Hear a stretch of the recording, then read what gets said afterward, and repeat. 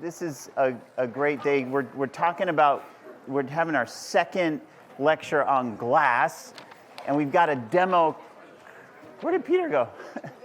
Okay, so we've got a demo coming up for you from the director of the glass blowing lab here at MIT. Now, before we start, I just want to mention, so next Monday, so we're going to talk today, we're going to continue what we started, which is the chemistry of glass. And we'll talk about that cooling curve, right?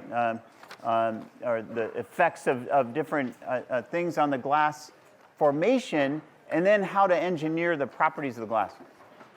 Before I start, I just want to mention that next Monday, we have something called the Wolfe Lecture.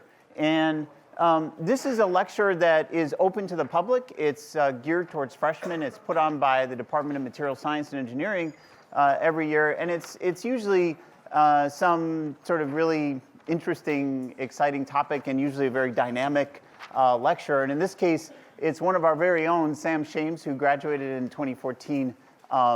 And he'll be talking about his adventures as a material scientist and how he's used that knowledge in his life and also in the company that he founded, which is now selling products in over 70 countries around the world. So, I think that'll be a lot of fun if you can make it. It's next Monday from 4 to 5 p.m. Okay, now the second point I want to make is that, there's a mistake on tomorrow's quiz. So quiz in the schedule, no, just in the schedule. So quiz number 8 will be given at the beginning of class. Quiz 8 is at beginning of class, not the end. I think it might mistakenly say the end. And so you might notice there's been a little bit of, sometimes the quiz is so tomorrow the quiz is going to cover defects, right? And then whatever was covered up until, Monday's lecture and Tuesday's recitation, which includes the beginning of what we talked about. Okay, let's not do that. Let's turn that off. Okay. And part of the, we had an exam on a Monday, and so we didn't want to give you a quiz that week. And then, so that's why things have sometimes, so we're doing defects tomorrow, even though we covered defects last week. And then we didn't really want to, we didn't want to give you a quiz right before or on Thanksgiving. That didn't seem right. So for the next quiz, what we're doing is we're still making a quiz for you to have, and we're going to give it to you next week, but we're not going to count it, okay? So next week you will still get a quiz that you have for your studying, and just to sort of, because I know you'll miss it, but in case you're not here or you don't want to do the quiz over your turkey, we're not going to count that one. So quiz 9 won't be counted. Okay. All right, so that's the quizzes. Oh, now, where were we? Here we are, speaking of quiz material and potential, like thinking about glass as a potential problem on tomorrow's quiz. Yes. You might want to know about some of the things we talked about Monday. Here's like an example. Okay, here's a question. I have 2 glasses. They form from liquids, and they're cooled to some temperature I call T1. And I tell you that T1 is greater than Tm, which is the melting point of the material. Now remember, the melting point is the same. It's a number, the melting point of silica, right? That's a number. But when the material forms a glass can vary. Why does a glass form? Well, a glass forms, this is what we covered on Monday. It can form because of sort of 3 different things, right? One is the crystal complexity. That's important. Another is the viscosity. And the third is the cooling rate. Those are the 3 things that we covered on Monday for reasons why a glass might form. And then we started kind of talking about the cooling rate. That's what we need to understand to answer this question, right? So, okay, 2 glasses forming liquids are 1 glass is formed. Plot the molar volume versus temperature. All right, so now, okay, let's see. How about this? Could this be the volume per mole versus temperature? So I'm going to try it out here. I'm going to go like this. I'm going to go like this, and that looks like the liquid maybe, okay? And then I'm going to go like this, and maybe this, and we'll call that T1. Does that look right? No, this can't be right. This can't be right because, you see, I said that T1, this is a glass transition. That's a glass transition. That's a TG. That's another TG. But I've said in the question, T1 is greater than Tm. T1 is greater than Tm. Well, so this can't be true because Tm has to be out here. Tm is out here where there's a different transition that occurs and it turns into a crystal, right? So this couldn't be right. T1 greater than Tm. Okay, so what about another one? Let's try another one. So how about if okay, volume per mole. Now I'm going to go like this. Okay, so I'm going to go like this. And, okay, so now here comes one, and here comes the other. Okay, and, okay, so, and I'm going to put now T1 maybe, let's try it. T1 is going to be out here, and Tm would be, actually, let me do it differently. Sorry, I'm going to go like this. I'll just connect. How do I want to do this? I wanted to join these up there. Yeah, that's another good mistake. I'm making mistakes on purpose. On purpose. And let's make T1 be out here. Okay, so T1 is here, and then Tm could still be there. This could be Tm, and then maybe, is that right? Is that a possible curve? Well, I've fixed the T1 Tm problem because T1 is now greater than Tm, like I said in the question. But what is going on here? What is going on? You say, well, but I cooled one faster than the other. Isn't that kind of what's happening here? Maybe I started changing the curve. No, that's not what this is. So don't make that mistake. This, you see, remember, the slope is equal to the thermal expansion coefficient, right? Thermal expansion coefficient. And those slopes are the same for the different glasses. Just because I've cooled one differently, they're not going to have different slopes. And this is the fundamental challenge this is the fundamental confusion point that happens, which is that this is not time. This axis is not time. So what we're doing, so this is wrong too. What we're doing is we're talking about something involving time, cooling rate, okay? But we're plotting it on something that doesn't involve time. And that can lead to confusion, so I wanted to point that out. You say, well, shouldn't the slope be different because you're cooling it slower or faster? No, that's not what this slope is. This slope is the thermal expansion coefficient. So the right answer to this must be that you have your nice liquid phase and you've made your two glasses. Okay, so here's one. This is cooled faster. This is slower, right? This would be TG. This would be another TG, right? Maybe TG1, TG2. And the Tm would come down and have, okay, well, I've run out of room here, but Tm might come down like this. And so T1 must be somewhere up here, right?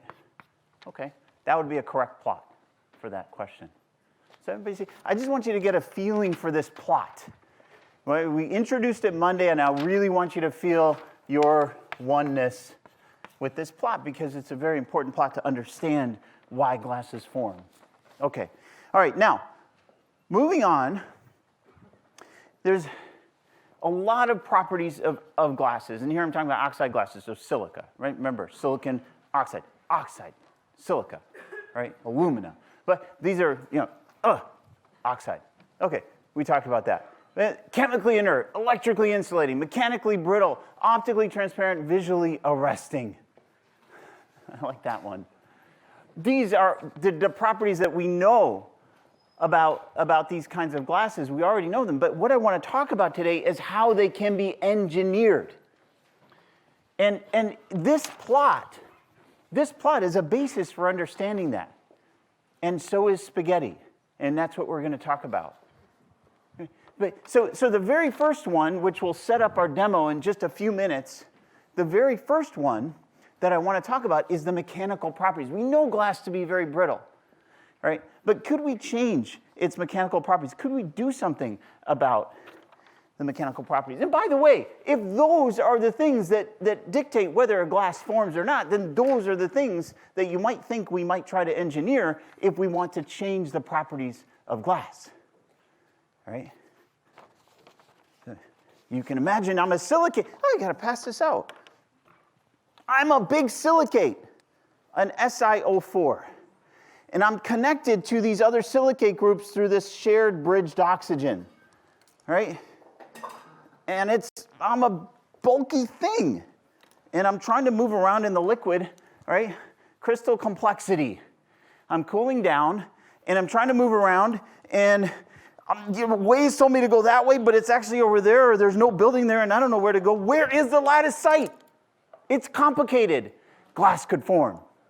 Glass could form. Or maybe I'm a silicate group, and I'm like, hey, could you please get out of my way? You're really slowing things down, you other silicate group that I'm attached to. Viscous. Get out of my way. No, I can't. Viscous. Or maybe you're a silicate group, and you're cooling down, and you're like, that was very sudden. I didn't even realize that happened. All of a sudden, I'm supposed to be a solid? Right? This is what's happening. And so instead of getting into this beautiful quartz crystal, it doesn't get there. It doesn't get there. Right? A supercooled liquid wants to be a solid. It wants to, but it can't for some reason. For some reason that is that has to do with those, right? So let's just have this in our hands while we're listening and thinking about things. And let me just tell you about this one way. If I take a piece of glass, and now imagine that I take some part of it, like this part here, okay? And in this part, I'm going to cool faster. And in this part here, I'm going to cool slower. So imagine it's a slab of glass, and it's like the edges are cooled at a different rate. Okay, that's actually exactly why a car window, if you look at it through polarized glasses, has spots on it. Those spots, some of you may have seen these. Those spots are changes, purposeful changes in the mechanical properties of the glass to keep you safe. Why? If you cool it slower, then you might have some volume that you want, right? The volume here, let's call this VB, and let's call this VA. That goes along with the graph we used before, B and A, right? So it wants V, what did I do? B. This wants VA. Yeah, but look at what happens. If I make a piece, if I purposely cool the top really fast, or maybe I make spots that I cool fast, right? Then what happens? Well, this wants to have volume A inside. This wants to have volume. Well, this cools first, right? So this cools first. So inside, so what happens? As I cool it now, I have this. This is now a glass, this is now solid. I should say, glass solid. Okay, so it's solidified. And this wants to have a lower volume. It wants a lower volume, but that's been frozen at a higher volume. Why? I cooled it faster. That's it. I cooled it faster, and now the inside is like, wait a second, I'm not cooling so fast. I don't need such a high volume. Can I please get a smaller volume out of this? And the top is like, well, I'm already stuck. I'm already solid. And what happens is it pulls. And so what you get is wants lower volume, pulls on the surface. And that means that this is going to be the top, if I'll just draw it one more time, will be under compression.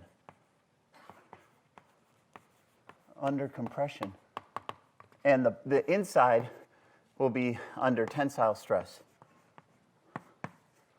You can kind of, under tensile stress, you can kind of imagine this, right? You can see it.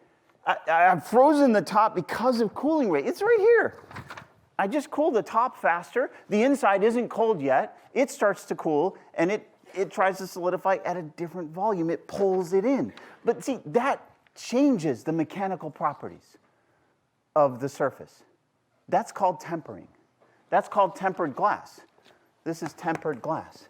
And there is no better example of tempered glass than the Prince Rupert's drop, which is the demo that Peter has come. Now here's Peter. There's Peter blowing some glass. This is what he does, in his free time. He just throws these big glass blowing parties. He also happens to be the director of the glass lab, like I said. He also teaches the classes, the glass blowing classes. There's one for freshmen during IAP, and there's another one in the spring. They're very popular, but because you're in 3091, he'll get you in. He doesn't like it when I say that. It's because it's not true. But come talk to him. He's right here, and I think you got a demo for us, right? So I'm going to let Peter take the stage and show you the best example of tempered glass you can do.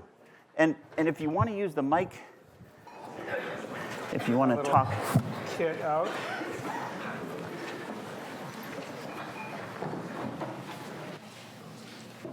One year, Professor Seema, when he was teaching this class, told the class that they had to come to the lottery for the glass blowing class. And it's a big class. And so dutifully, everyone came to the lottery. And we already have about 150 students, plus 3091. And the lottery was in room 6120. So we overflowed it by a lot. So I told Michael, don't ever do that again, please. Which is why I do it every year. But we like 3091 students. We'll try to give them preference. Trying to work it for you. He says that. So get out the secret weapon here.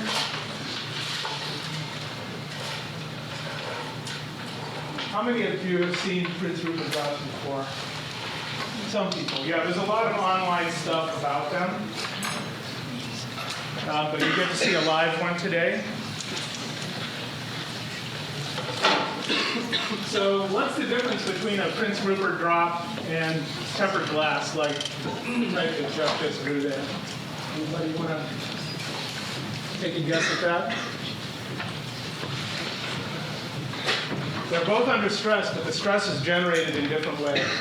So the dots that were on that windshield are formed by air cooling. That's how tempered glass is made. It goes through what's called a leer, or a rolling conveyor, and it's heated up very, very quickly, and then it's cooled very quickly. And it's cooled by this array of compressed air jets on both sides that take it from almost the transition temperature. It's just about wants to move, but doesn't quite down to room temperature in 3 minutes or so.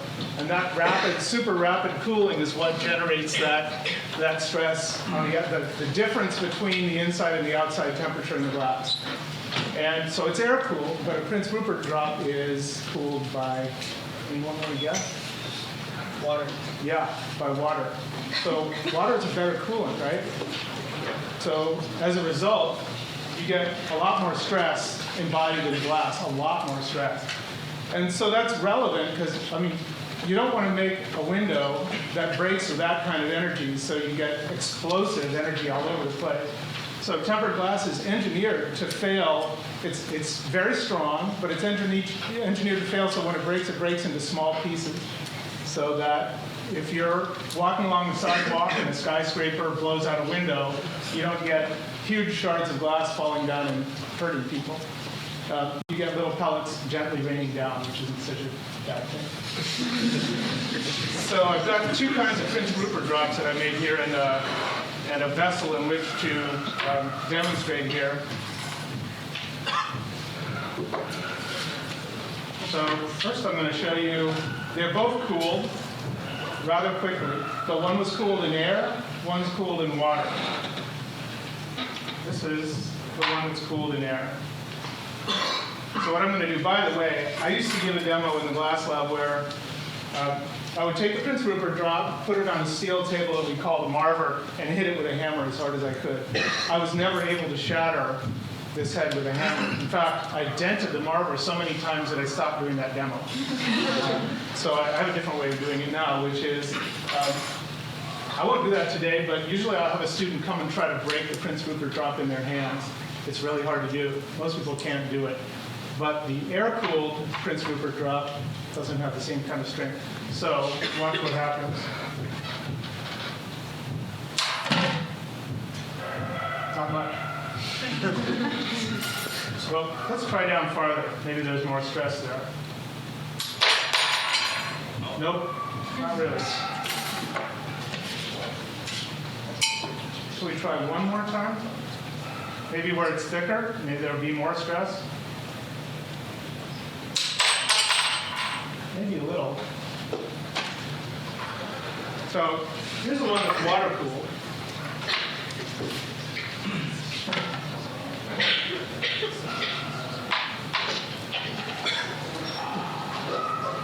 Okay, don't blink. 5, 4, 3, 2, 1. So that's the speed of sound in glass, which is, I think, about 3 times faster than the speed of sound in air. So you can't see it. But there's some great high-speed video. Maybe some of you have seen that online of Prince Rupert drops exploding. And actually, up in the Edgerton Center, they have a camera that can catch that. And we've got some really cool video.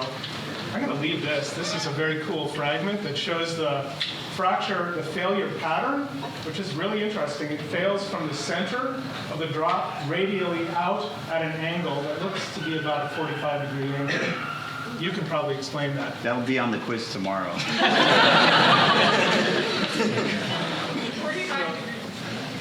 Was there a question? I'm going to do one more just in case anybody blinked, and then I'm going to be on my way. By the way, Jeff mentioned that we have an IAP class that starts during IAP for freshmen, and a spring class that's open to everybody at the Institute. So if you're not a freshman, you can come to the lottery. The lotteries for all of our classes are shown on the Glass Lab website. And I think we're going to be doing the lottery for the spring, for the IAP class in November, late this month. And then the spring class will probably be sometime in January and starts in March.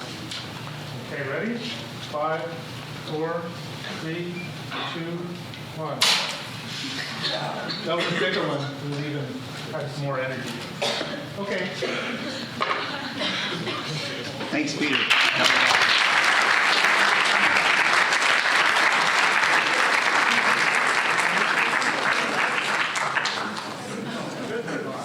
That was awesome, and I actually do have a high-speed video of it, so I'll show that to you now.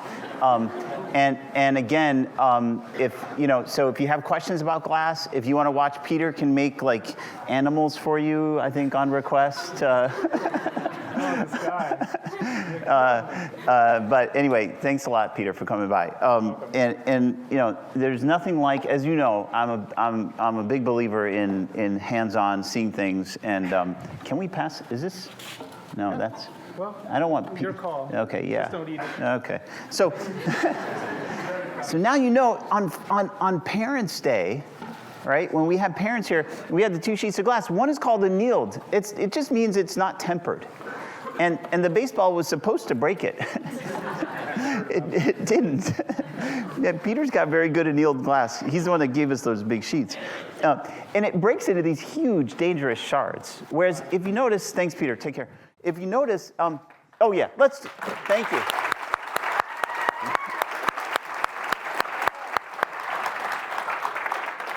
If you notice, when the tempered glass, we tried to break it, it also doesn't break. It was supposed to be the only one that didn't break. But then you take a little hammer at the edge, and you just lightly tap the edge, and the whole thing breaks. Why? Because it's got so much built-in stress.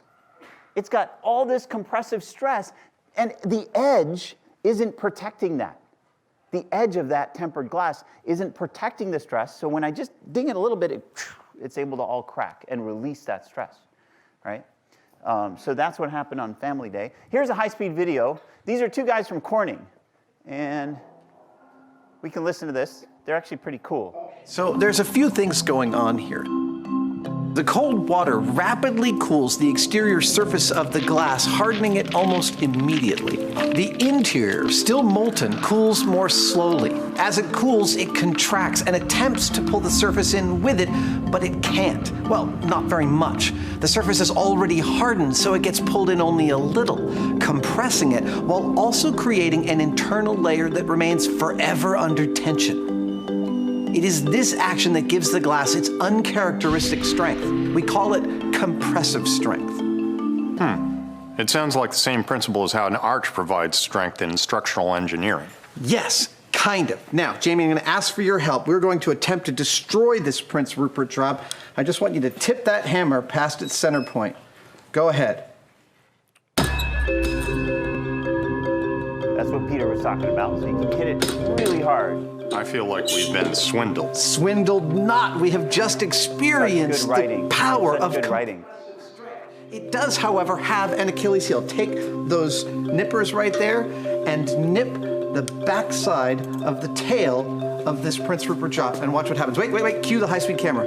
Okay, here we go. Whoa! Here it comes.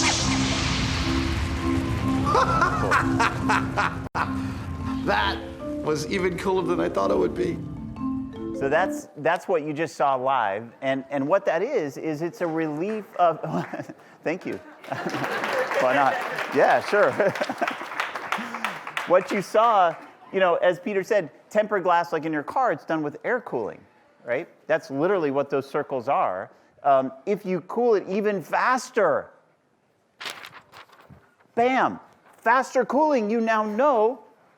What does faster cooling mean? Well, if it's going to form a glass, you might be all the way near the melting point, and you're going to have an even higher volume per mole, which is going to cause even more stress within the glass, which is going to make the surface very strong, right? Because it's all compressed, but it's also going to have a lot of energy in it that it wants to release, okay?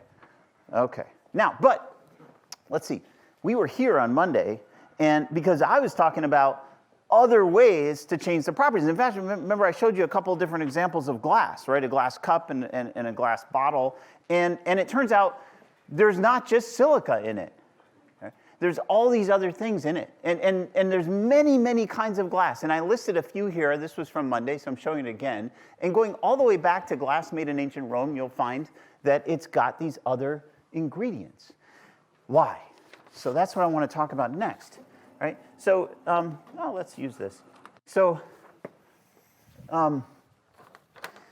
if you notice, and this is where we left off Monday, if you notice something like calcium oxide, well, it's going to go to Ca2+, and O2 minus. So, okay, let's look at Na2O.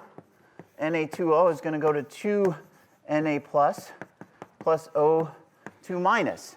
How about alumina? That's on there. Al2O3. Well, that's going to go to 2Al3 plus 3O2 minus. Notice a pattern. The pattern is you get O2 minus. O2 minus. And we know, we can understand why O2 minus has been used, why chemistry has been used to change the properties of glass for millennia. And the reason goes back to the pictures that we drew on Monday, where we started by talking about the chemistry of the silicate group, right? And so remember, remember this, right? Like an SiO4 is happy if it's got 4 minus charges. Remember that? Okay. And we started with Lewis, and it satisfies the octet. But then in glass, what happens is you bridge. And so you have this, and I won't draw all of them. I'll just draw it the way we drew it before. Okay? And you have these bridges. And all of the oxygens are bridges in glass, right? But so now say, well, what if I wanted, remember these are forming these long viscous chains. What if I wanted to make them flow a little more easily? What if I wanted them to form shorter chains? What if I wanted to cut the pasta? Don't do it in Italy. They'll get really upset. But Americans are okay with it. If you need to cut the pasta, it's okay in this country. Right? But if I need to cut the pasta in chemistry and it's glass that I'm cutting, O2 minus is my knife. It's my chemical scissors. Chemical scissors, I like that. Chemical scissors. Why? Well, you can see because I go back. What did the oxygen do? By bridging, it didn't need that extra electron. But if I bring now something like Na2O, so I've got an O2 minus, now I'm going to add an O2 minus. Then what will happen is you're going to cut this, right? So now I'll just draw I'll see if I can. Okay, so now I've added not just an oxygen atom, but the 2 charges that each of them needed before they bridged, you see, to be happy, right? And so now this can have one of those charges, and over here you can have another one,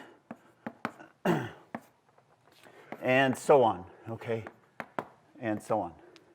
But see, now I've cut the glass pasta.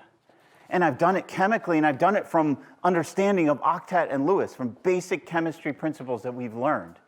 Whereas the sodium go, well, there'll be like a sodium, it'll want to hang out close by these, right? There'll be these ions in there. These sodium ions will be in there still, right? If it was Na2O, if it's something else, then it's a different kind of ion that might be left over. But the main thing is I've delivered the chemistry needed to cut this. And this is called chain scission. There's a term for it. Chain scission. The technical term for cutting glass pasta. Well, this is powerful. Now, this is very powerful because if I can cut those are the silicate groups, right? And if I can cut them, then I can change another property. Look, I can change the viscosity. I've hit another one of those 3 reasons why glass forms, right? And so I'll show you a slide in a minute that shows you the change in the viscosity, but just to give you a sense of what can happen, how does that impact, right? How does that impact? Well, for silica crystal, the melting point is greater than 1200 C. Okay, for Tg of soda lime glass, it's 500 C. So you can imagine now I've got another mechanism. I've got another way, not just processing, not just cooling rate, but chemistry to mess with this curve, right? Because you can imagine now that I might be able to get to a lower and lower transition points, right? You see this? I might be able to get to lower and lower transition points if these things can move faster and not get locked into a solid as easily if I add more and more of these chemical scissors, right? And so maybe this one now, instead of being cooled slower, maybe this one had more soda, right, than this one. Maybe now they're cooled at the same rate, but I've changed the amount of impurities, the amount of oxygen, O2 minus very specifically, that I've put in, right? So it's another way now to change this curve. Okay, now these are called, the thing that forms the glass, and we're really only talking about silica as our glass. You can make other types of glass not made from silica. We're talking about silica in this class. So silicon is the atom that is making those long spaghetti strands, and it's called the network former. Silicon is called the network former, and then the thing that I put in there, that modified the network is called the network modifier. So you can see on this graph that you got your, what you've got is your bridging, the bridging there that's going between two network formers.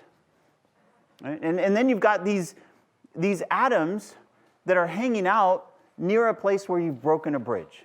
So those would be modifiers. Those are called network modifiers. These are just terms that you will hear and see when you think about glass. Network formers, network modifiers. The chemistry that you introduce is modifying the network, and it's what is done in many, many different ways with many, many different dopants to change the properties of glass. Okay? And so here's the curve that shows you another kind of important way of looking at this. And I don't need you to remember all these terms, but I want to show you because this is how glass is engineered. Remember, today I want to talk about, the topic is how do we change the properties. So we talked about cooling rate, now we're talking about adding chemicals. Notice, and so now when you're going to work with the glass to do something with it, if you're going to do that, this is one of the first plots you'll look up, right? And it shows you, it plots the temperature. This really doesn't work at all. The temperature on one axis, so that's like the x-axis, and on the y-axis is the viscosity, because now that's the property that we're changing, right? The viscosity. And notice that when I add, okay, so there's silica up on the upper right. You see that? So fused silica, that's basically almost quartz. That's basically quartz, right? So you are really close to making a nice crystal, right? But notice how high a viscosity you have versus temperature. Notice that you're at this very, very high value for viscosity. It's a really thick material. And people care a lot about viscosity when they work with glass. Why? Because you need to know, for example, is it at a point, is the viscosity at a point where I can work with it? Can I shape it? That's the bottom, right? That's the region that says working range. I can still shape it. I can make a window, right? Okay, there it flows under its own weight. So now I could shape it and it'll lose the shape. That's kind of important to know.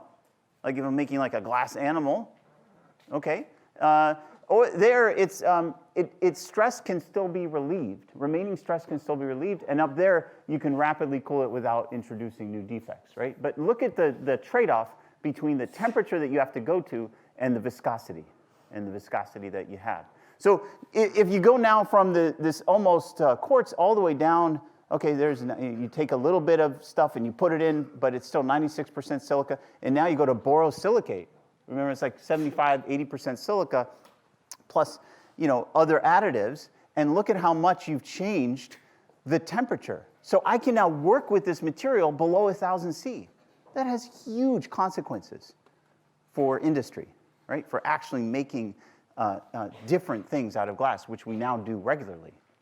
But the Romans did it too, but they didn't know why. They said, well, you add a little bit of this dirt, something different happens. Let's try a little bit of that one, right? Now we know why.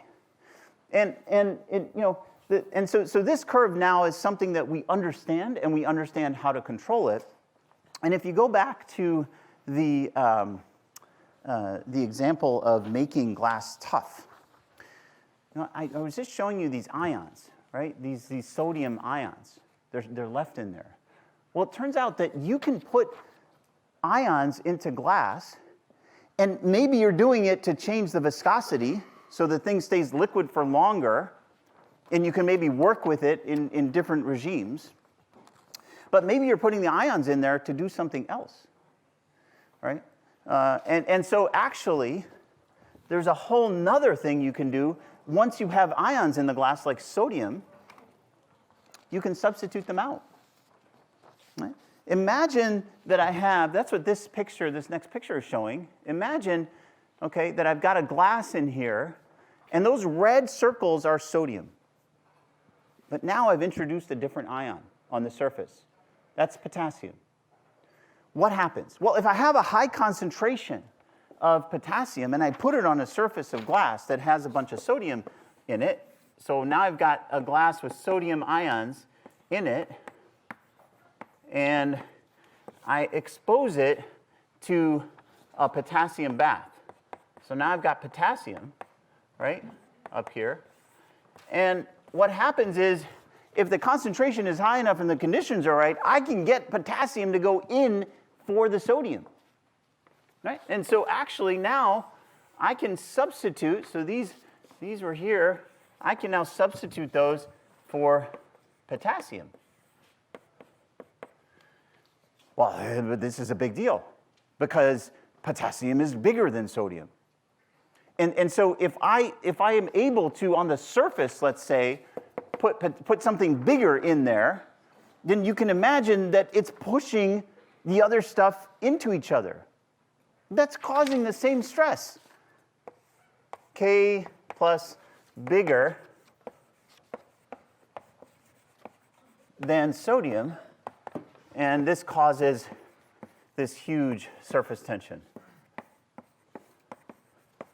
Same principle as tempering, but now I've done it chemically. This is Gorilla Glass. This is all phone screens. This is what they do, right? Because you can get really, really hard glass this way. And if you go back to these guys, they have a little, this is just a very short video, they've got this sort of longer videos on the Corning website that talk about this, and they shoot bullets through Gorilla Glass. You can make glass really strong with just chemical substitutions, and all you're thinking about is atom size. Because by putting this larger atom in, you cause the same kind of compressive stress at the surface. Refined over time, but like all Gorilla Glass variants that came before it, it is compressive strength glass. But it's not made in the same way as we just demonstrated, the rapid cooling method. No, instead, Corning uses an ion exchange process. To break it down simply, the surface ion particles that naturally form during the manufacture are replaced with larger ion particles. Once exchanged, the larger ion particles create the same sort of inward pressure that we see on the Prince Rupert drop. And with this method, they are able to control and manage the resulting The resulting what? What was he going to say? I don't know, actually. I don't remember. I have to go watch it now. So that's just a video showing you what I just showed you, which is that that's yet another way of engineering the properties of glass. And there are so many more. And this is really, you know, one of the points I want to make today about how to engineer glass. So we're talking about how to change this curve. Maybe we change the viscosity by adding O2, which changes, you know, the curve here. Maybe we change the cooling rate, right? Maybe I can use additives and ions in different ways. But it turns out that we have come to a place where we can engineer every single one of these properties. We can make conducting glass, even though it's usually been and usually is insulating. We can make chemically active glass, right? As you just saw, we can change the mechanical properties. There are now flexible rolls of glass that look literally like saran wrap almost, but they're glass, right? And so it all comes down to the pasta. And so where we are, if we use the pasta analogy, which as you, I think, can understand, I really like, because I really like pasta. This is a great analogy for glass, because it's like, in the Roman time, all we had was one sauce. Everything. Just mix it all in. Meatballs, pesto, red sauce, carbonara. I could go on. And that's all they did. They just didn't know why things were happening. But now that we know about the electronic structure of atoms, we can make glass into any delicious pasta dish we want. Right? Okay, don't eat it, but you know what I mean. And so I'll give you a couple of examples. So the point is, the last 20 centuries, we're really just getting warmed up when it comes to this material. And what it's led to are, what the recent understanding of how to engineer this material has led to are real breakthrough ideas. And so I'll show you just a couple in my Why This Matters. Because, glass is, after all, made of, there it is up there in case you can see it. This is the abundance of elements versus atomic number. And you notice the very top two elements are silicon and oxygen, right? And so it'd be really nice if we could make a lot of stuff out of these really abundant, cheap elements. Think sand, right? Could I take sand and make a lot of stuff out of it? Well, not if I can't control it, not if I have to heat it up to 3,000 degrees, or its viscosity isn't what I want, or it doesn't give me the properties I want, but that has changed. That has fundamentally changed. So we can now look at materials like this, these super abundant materials, and we can completely rethink them. And I'll give you one example. It's already a few years old, but I think it's just a really cool idea, which is called the solar sinter. And here he's developed this machine that is entirely solar powered. There's solar cells for the electricity. And it's a focused beam of light from the sun that gets hot enough to engineer the glass. So he takes sand from the desert that he's in, he puts it in a container, and he's got a 3D printer that he's made. It's entirely solar powered. There's no fossil fuels, but he can take sand and turn it into something structural, right? And so there's a vase that he's made, and you can take that out. And again, that's just the beginning of rethinking what we could do with these super abundant materials. Here's an example from also a few years ago from an MIT lab. This is Neri Oxman's lab, and she's in the mediated matter lab here at MIT. And she's developed a 3D printer. And so there it is, printing something with glass, right? And she can print lots of different designs now using glass. She has a cool video. And there's the print head.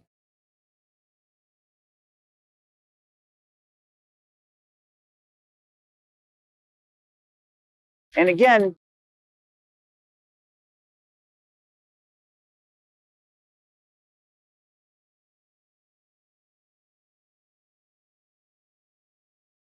(1900 Fahrenheit).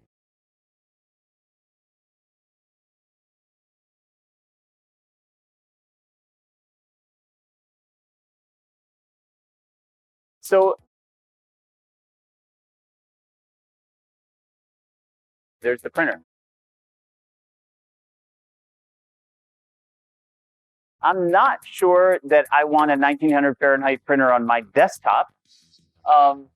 But as you can imagine, what they had to do, I'll just give you one more example and then we'll stop. What they had to do was understand everything we've just talked about. How do you engineer the viscosity, the melting point to make it all work in a 3D printer?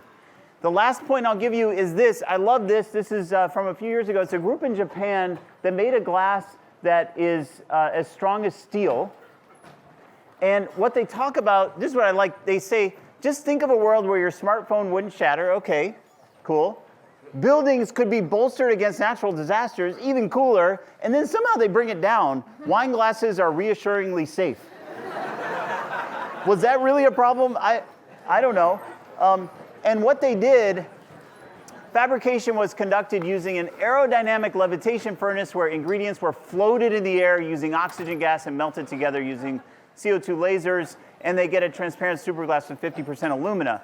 That was so hard to do because the aluminum didn't want to be a glass. It wanted to go and become a metal, a crystal.